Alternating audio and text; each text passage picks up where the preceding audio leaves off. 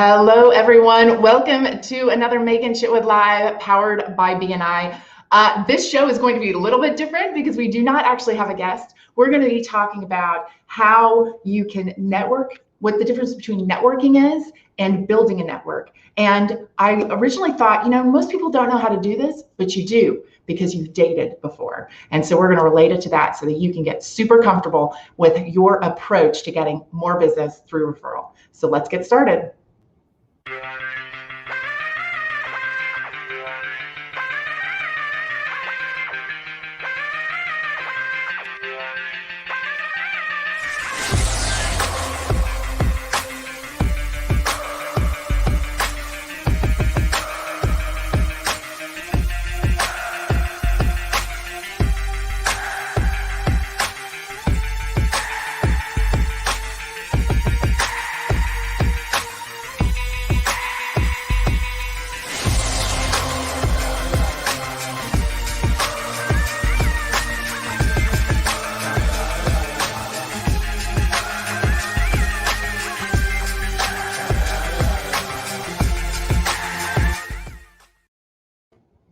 And as you know, you can catch me every single week here, usually with guests, live every Friday on Facebook, Twitter, and YouTube. And also you can catch the replay on Instagram and also on LinkedIn as well. And be sure to subscribe so that you can get notifications about the shows, especially if you're looking at the replays.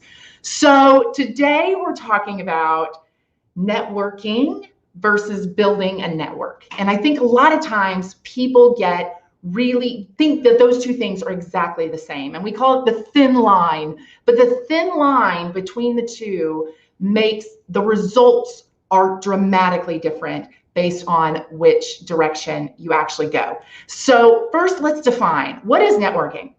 Networking is when you're going out and you're meeting new people. You might run into people you already know, but you're going up to a place where your intention is to get to know new people or to see who is there. It's really a touch point on visibility when you're actually networking.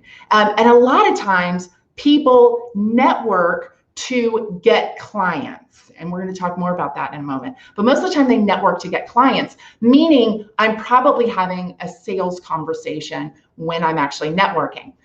What is building a network?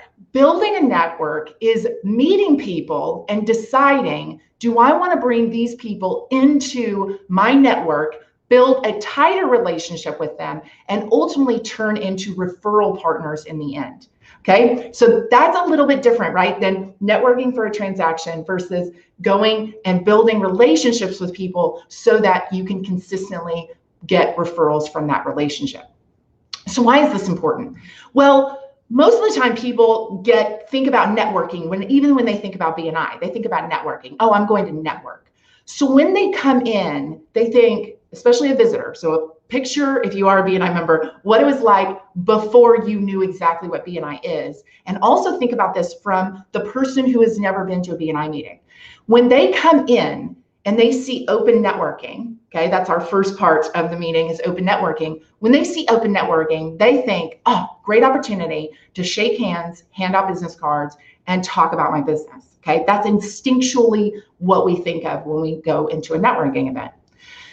And so when they walk in and they start doing that activity as if they would in another chamber event or other type of open networking event, sometimes it feels a little bit strange to the BNI members in the room. That's why I want you to remember that people think we are networking, but what we are actually doing is we're building a network. We are being introduced to people. We are getting to know them. I'm going to call it sizing them up. We're sizing them up and we're saying, is this someone that I want to add to my tool belt as a contact so that I can be a better solutions provider within my community? And the way that actually works is first we build relationships, right? So building a relationship is where the dating part comes in. So if you think about building a relationship, when you first you're dating, okay? And I've been married since 2009, so I'm drastically underqualified for doing this. So I'm going back in time in what my experience was like. But there was a time in my life where I was dating not for a relationship. I was dating just to have some companionship, to have a little bit of fun, to get to know people, and that's what it was. It was very much like, I am not intentionally getting ready to get married. Okay. Give you college. Like in college, that was my experience. Was I was not looking for a husband. I was actually going and I was just getting to know people and meeting people. And obviously if that person happened across my path, then I would be lucky that happened. It didn't actually happen, but it was a different mindset. I was not networking for marriage. I was not dating for marriage during that time. So what changed? Like when I hit my, late 20s, right? I was like, okay, time to start thinking about a relationship. And this is going to be a long-term thing. So many times I give business owners, I've said to myself, nobody understands building a network. And so I have to start from scratch with everyone from building a network. But you do know how to build a network. You build a network like you date for a relationship. All right. You date for a relationship. What does that mean? And what does that look like? Great news about business is you can have a lot of them. You're not usually just picking one. You can have a lot of them. But what I'm looking for is I'm looking for that person in a profession, in an industry that has very similar values to mine. We get along and could be friends. And ultimately, we can share commonalities. And I ultimately end up compelled to want to help them.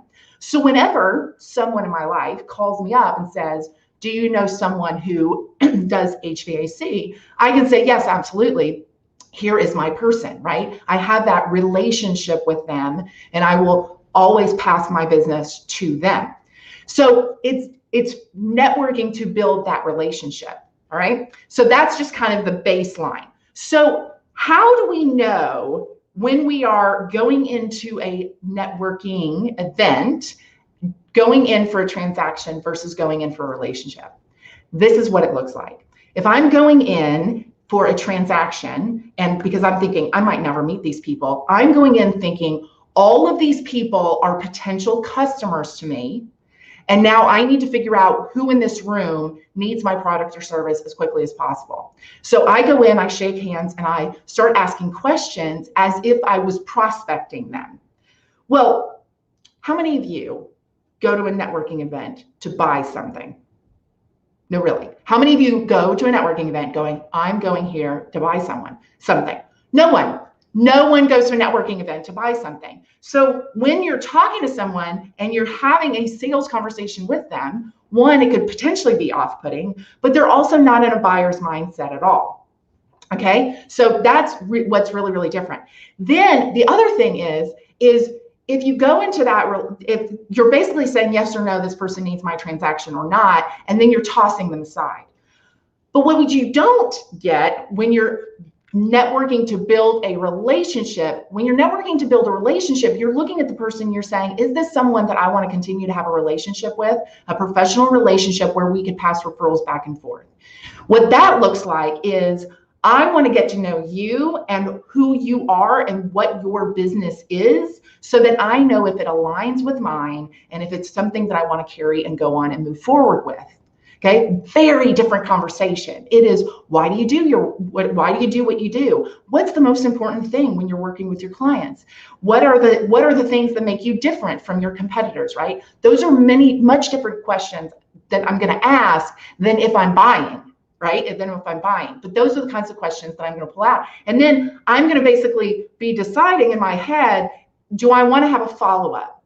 I've just met you, right? Well, let's go. I've just met you at a singles event. I've just met you at a singles event. Now I'm trying to figure out, do I want to ask you for coffee?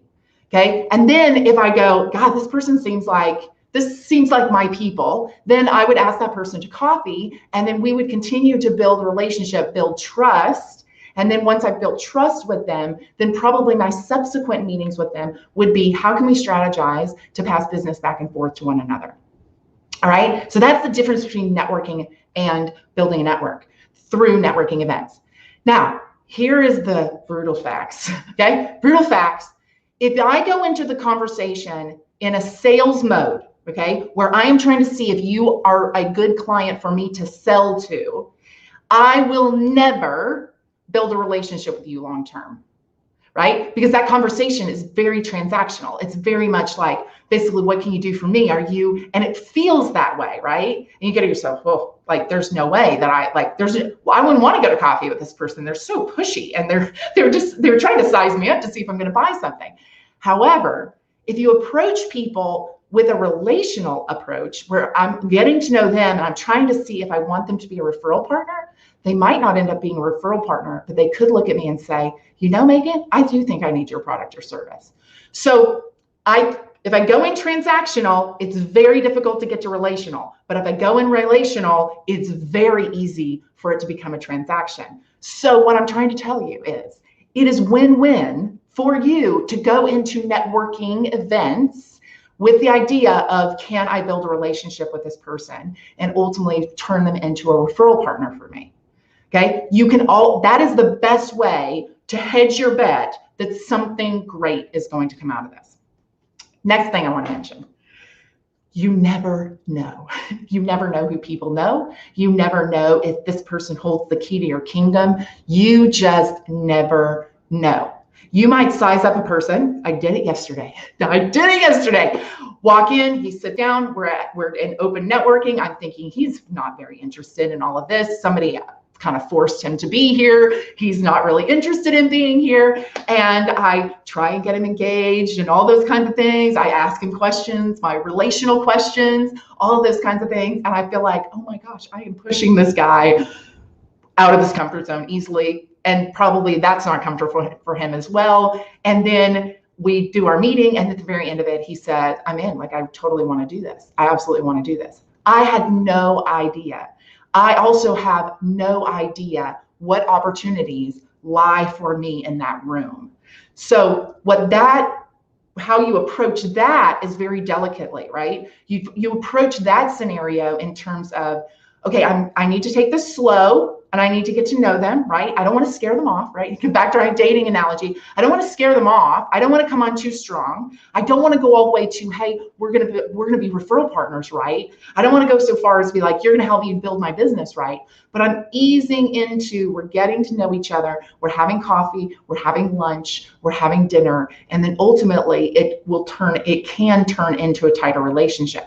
So I think when we also talk about networking versus building a network, we think about trying to get there really fast, and relationships evolve at different speeds depending on the people who are involved, right? You bring a speed, I bring a speed, and we have to kind of work through that speed. It might take you a year to fully commit to a relationship. It might take me a month to fully commit to a relationship, or I might be serial monogamous, right? So I'm like, yep, you're my person until you're not my person. So you don't know what that looks like, and you have to think about it that way so that you can ebb and flow and try and meet everyone where they actually are.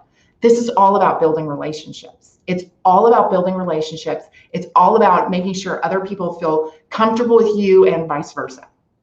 Now, with all that being said, you are not going to build great relationships with every single person. You don't want to do that.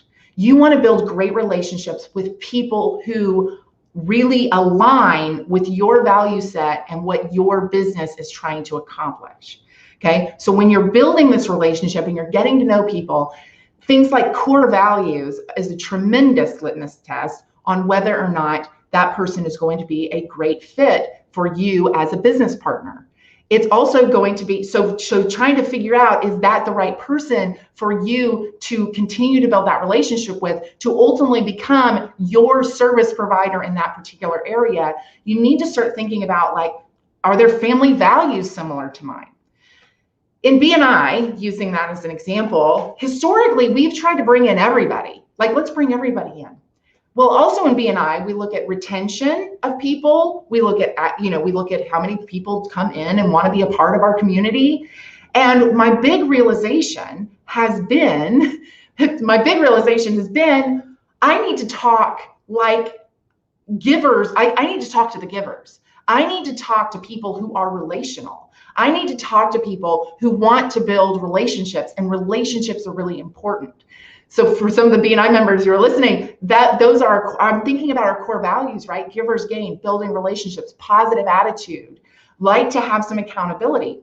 I can try and have my message be for anybody, and I can bring in unbelievably transactional takers who are going to come in. They're not going to stick. They may even ruffle some feathers as they come in. Or I can talk to people so that I'm attracting the people that I ultimately want to have around.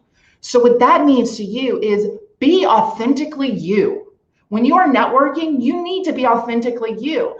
It might attract a lot of people, it might not, but it will absolutely 100% attract the right people, the people that you are going to love to work with. Life is unbelievably short. We should all be working with people we love working with. And the best way to figure that out is to start asking questions about the things that are very, very important to you. So my sister has a really interesting life story, and she doesn't like to share it with people. And she was saying to me, like, at what point do you introduce this kind, introduce your story to someone? Do you do it early on? Do you do it late? And I think in using that with your business, it depends, right? It depends. Do you want to quickly determine if this person is the right fit for you? Or do you want to slowly determine if the person is the right fit for you? Do you want to build trust before you share, intimate details about your business? Or do you want to go ahead and toss your story out there so that people know right away, yes, this is my people, or no, this is not my people? It all depends on what your approach is and what you feel the most comfortable with. But it is still being authentically you. It's sharing what is important to you so that you can attract those people who are the most interested. All right. The next thing, why would we want to build a network, and how do we actually ultimately manage that network and keep track of it? So I want to build a network so that I can be a solutions provider to all the people around me. I can be helpful. I want to be helpful. There is nothing that brings me more joy than if somebody texts me, hey, can you recommend someone? And I can immediately say yes and send them the contact information for that particular person. Nothing more do I love than to be able to promote someone else because I think they are great at what they actually do. So what you can do, and you can choose to do as a business person, is you can choose to be an unbelievable solutions provider in your community. What does that look like? Well, it looks like obviously being very good at what you do, being really good at being an HVAC company, or being a realtor, or being a mortgage lender, or being an event planner. Be very, very good at that, but then also let people know that you're also very well connected. And I share this story a lot, and I just absolutely love this story. I heard the story like probably 13 years ago. So you can fact check me on what's real or what's not real on it, but it's an absolutely great story. Frank Durafoli, who's a fellow executive director up in upstate New York, he once had someone call, and his wife answered, had someone call and say, I'm looking for truck tires. Okay, he says, I'm looking for truck tires. And so, and Crystal was like, I don't understand why someone would be calling Frank for truck tires. Frank is a business consultant. Why would somebody be calling Frank about truck tires? So when Frank came home, Crystal looked at him and said, Frank, are you selling truck tires now? And he said, no, why do you ask? Well, somebody called looking for you, asking about truck tires. And so I'm curious as to why they would ever think to do that. And Frank said, Crystal, if they think of me when they have, or think of truck tires, and I don't know how to solve my problem, but Frank might know how to solve my problem, then they will always think of me when they need business consulting. He is an important person in his community because he has a great network of people that are high quality, that he believes in. And anytime he has information, he's more than happy to pass that along. So this is a business strategy that you can use to make yourself and your business grow by becoming a master connector in your community. So inside of BNI, we kind of do this fairly easily, right? We have one person per profession that is the person we're building the relationship with, and we will, in theory, have a great relationship with, and then ultimately that will turn into business.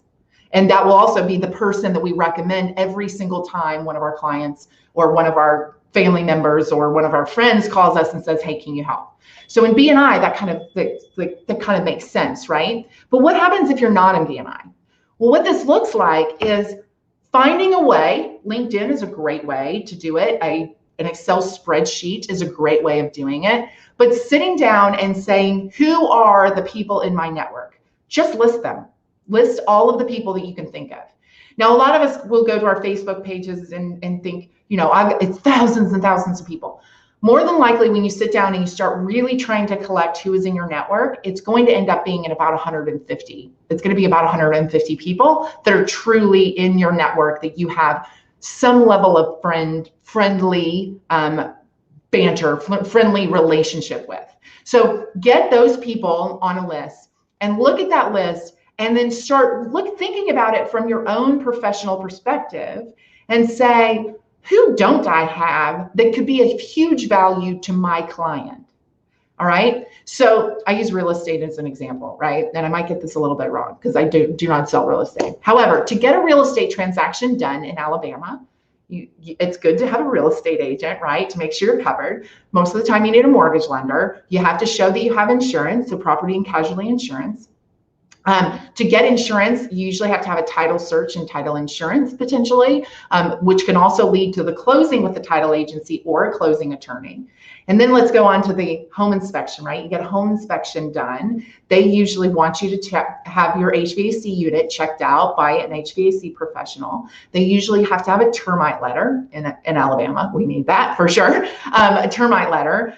They usually want to know if the roof needs to be fixed as well. And so all of those people, and then we can go on, right? Moving company because the person's going to need to move, and paint because they're not going to love the paint colors of the previous owner's pick, and we could go on and on and on, right? So if I was in real estate, those would all be contacts that I would want to have around me so that I could literally help them streamline soup to nuts what exactly they need to do in order to get into their home unbelievably comfortably. Okay. And think of this from your busiest client you have ever had with an unlimited budget, right? That's just a good perspective to have, that they're going to let you recommend everyone and you're going to be able to dole out referrals all day long. So once you've got that list of who is in your network, right? Whether again, you use that with LinkedIn, or if you do it on a spreadsheet or in a CRM, and you sit down, you look at it and you say, okay, where are my gaps? Where do I need to have someone that's going to actually fill that gap? Once you have that done, now let's go into the second one. The second one is, what do my family members need? What are the types of things my family members could potentially call me for? And you can then fill in additional gaps that you might identify with family members. Or friends. Do you have specific hobbies that are important, that you have good contacts around that hobby? And start to intentionally build out your network so that you can become an awesome solutions provider for everyone around you. And then you start marketing yourself as that, right? I say marketing yourself. We're always marketing ourselves, but market yourself as a person who can help.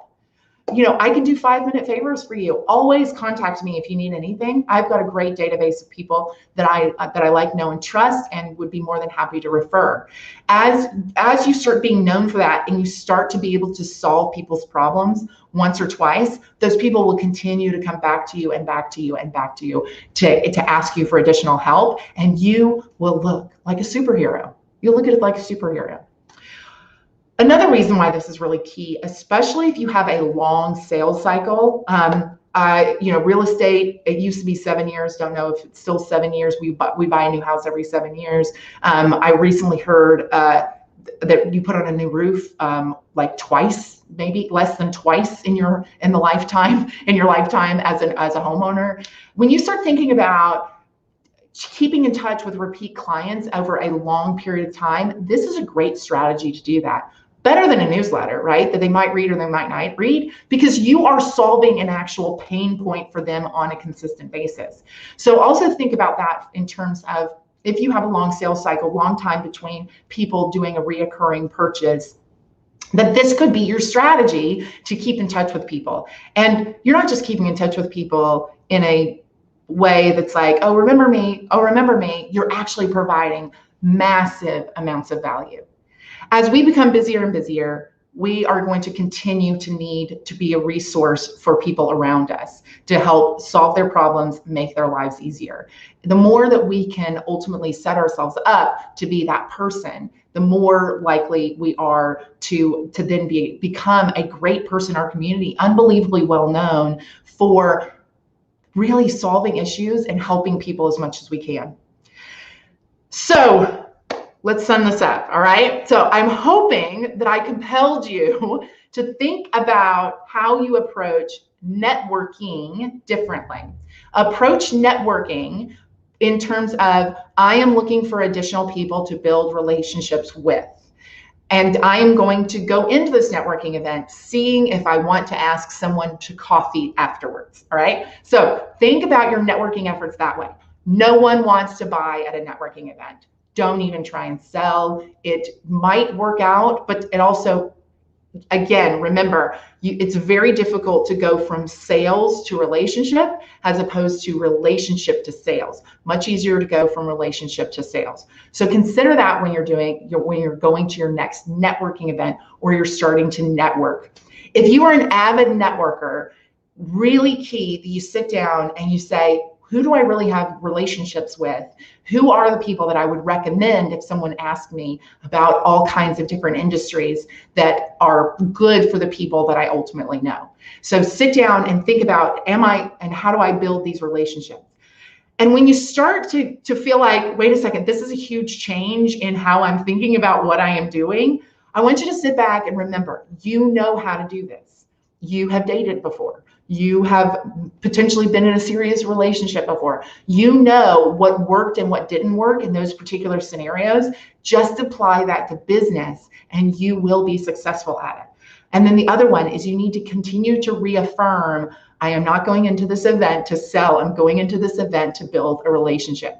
And when you get yourself set up that way, ultimately you start living giver's gain. And when you start living giver's gain, your life becomes fuller. I am a testament to that. We have over 700 members in Northern Alabama who can tell you the same thing. When you become a real giver, it just feeds your soul as you continue to do business. And it's just an absolute great way to do business. So remember, think about it. Are you networking or are you building a network? Building a network will help you in the end. I'm going to close with one story. To illustrate why it is important, why building a network is really, really important. So in 2010, I suppose it was, right?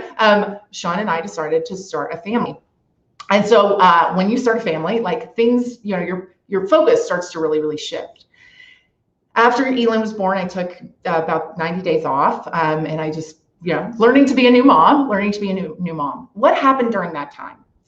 If I had been networking and only networking, I would have ultimately missed out on 90 days worth of networking events where I was keeping my face out there and keeping, making sure everybody remembered that I'm still there and I'm still providing this service and all of those things. But that's not what I had done. What I had done is I had built a network. And what ultimately ended up happening is while I was learning to become a new mom, my business kept going. I continued to get referrals. Business kept coming in because I built a network. And even though I couldn't be out at every single event, they still remembered me because I built such a great relationship with them that they didn't forget me in 90 days. So my business kept going in a time where I had to not be able to focus on it 100%. So if you think about those times when, something else has to have your attention other than being able to go to all these events. If you have dug the well, you will have water waiting for you. If you are having to go find the next stream and go find the next stream, then you will basically have to continue that or your business starts to go backwards. So it's just really, really important that you start really thinking about this in terms of building a network, because that network will constantly fill you and fuel you, and you will also constantly fuel it as well. So I hope this was helpful to you as you think about what is your approach to how you are approaching building relationships in your business. And I hope you enjoyed the talking head as well. But next week, it's going to be so much better because I'm going to have yet another person another B&I hero here with me. Michelle Coleman with Coleman Construction will be here as well. She is going to talk about how relationships really help fuel her business in construction of all things. And also I get to talk shop a little bit because that's why I started my career was in construction as well. So please join us next week, 10 a.m. Central Time for another episode of Megan Chitwood Live, and have a fabulous 4th of July weekend if you are in the United States. And I hope to see all of you again next week.